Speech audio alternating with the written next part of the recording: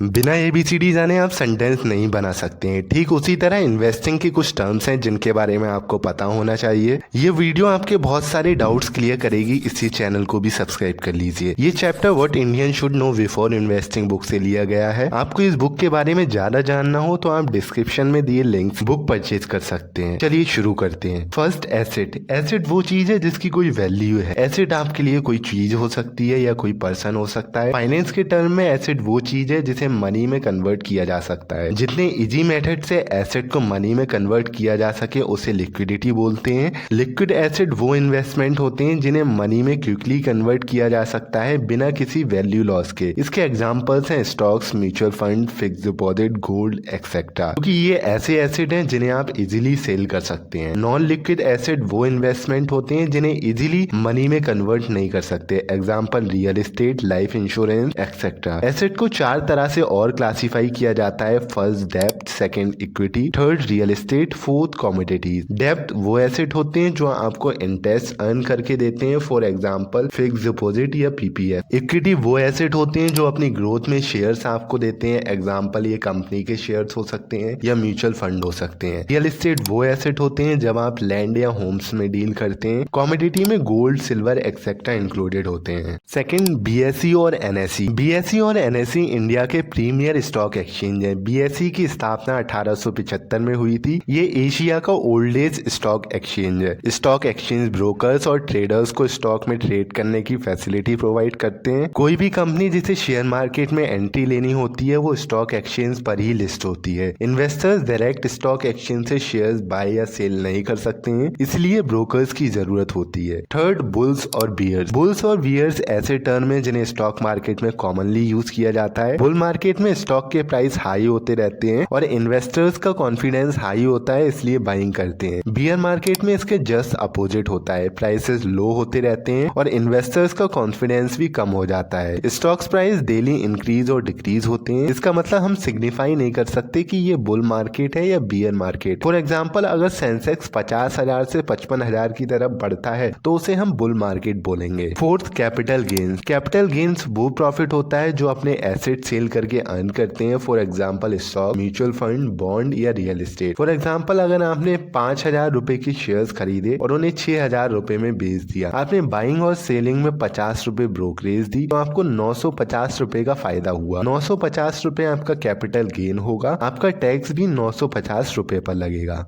Capital gains tax, ये वो tax होता है जो आप कैपिटल गेन्स पर पे करते हैं। दो तरह के कैपिटल गेन्स टैक्स होते हैं, first short term, second long term. For example आप गोल्ड खरीदने के बाद 3 साल के अंदर बेच देते हैं तो आपको शॉर्ट टर्म गेन टैक्स देना होगा। अगर आप 3 साल के बाद बेचते हैं तो आपको लॉन्ग टर्म गेन टैक्स देने होंगे। Compound interest. कंपाउंड इंटरेस्ट में आपको अपनी प्रिंसिपल अमाउंट के साथ इंटरेस्ट पर भी इंटरेस्ट मिलता है। जब कंपाउंडिंग फ्रीक्वेंटली होती है तो आपको रिटर्न्स भी बढ़ जाते हैं। कॉस्ट ऑफ लिविंग, ये वो कॉस्ट होती है जो आपको जिंदगी जीने के लिए जरूरत होती है। इसमें आपके फूड, क्लोथिंग एक्सेट्रा आते हैं। अगर इन्फ्लेशन बढ़ता है तो आपकी कॉस्ट ऑफ लिविंग भी बढ़ जाती है। ये cost city to city vary करती है। डिविडेंड, ये वो पेमेंट होता है जो कंपनी शेयर होल्डर्स को अपने प्रॉफिट में से देती है। ये अमाउंट कंपनी खुद ही डिसाइड करती है। कंपनी डिविडेंड शेयर की फेस वैल्यू पर अनाउंस करती है। फॉर एग्जाम्पल एक कंपनी 10 रुपी फेस वैल्यू के शेयर पर 40% डिविडेंड ऑफर करती है। अगर शेयर का प्राइस 100 रुपए है तो आपको डिविडेंड 10 into 40/100 4 रुपीज डिविडेंड मिलेगा। अगर आपके पास 100 शेयर्स हैं तो 400 रुपए डिविडेंड आपका हो जाएगा। इन्वेस्टर्स कुछ टाइम एज्यूम कर लेते हैं कि परसेंटेज अनाउंस हुआ है वो शेयर प्राइस पर अनाउंस हुआ है। लास्ट एग्जांपल में शेयर की मार्केट वैल्यू 100 रुपए थी। अगर आपके पास 100 शेयर्स हैं और 40% डिविडेंड मिल रहा है तो आपको इसके हिसाब से 4000 एज्यूम करेंगे, लेकिन 400 रुपए और 4000 रुपए में काफी डिफरेंस है,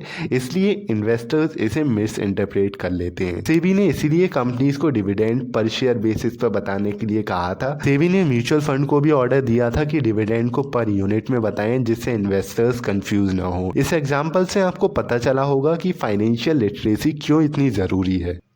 फाइनेंशियल ईयर और असेसमेंट ईयर, इसे एक एग्जाम्पल के साथ समझते हैं। नॉर्मल ईयर 1 जनवरी को शुरू होता है और 31 दिसंबर को एंड होता है, लेकिन फाइनेंशियल ईयर 1 अप्रैल को स्टार्ट होता है और 31 मार्च को एंड होता है। फाइनेंशियल ईयर 2 टाइप्स के होते हैं, प्रीवियस ईयर और असेसमेंट ईयर। टैक्सेशन पर्पस के लिए अगर आप 1 अप्रैल 2021 से 31 मार्च 2022 तक टैक्स फाइल कर रहे हैं तो ये आपका प्रीवियस ईयर होगा। प्रीवियस ईयर के ITR जब भरा जाएगा तो उसे असेसमेंट ईयर बोला जाएगा। फॉर एग्जाम्पल 2022-23 आपका असेसमेंट ईयर होगा। दोस्तों, अगर आपको ये वीडियो अच्छी लगी हो तो लाइक जरूर कीजिए और कमेंट सेक्शन में जरूर बताइए अगर आपको इस वीडियो का सेकंड पार्ट चाहिए हो तो। ऐसे ही अमेजिंग वीडियोस के लिए चैनल को जरूर सब्सक्राइब कर लीजिए।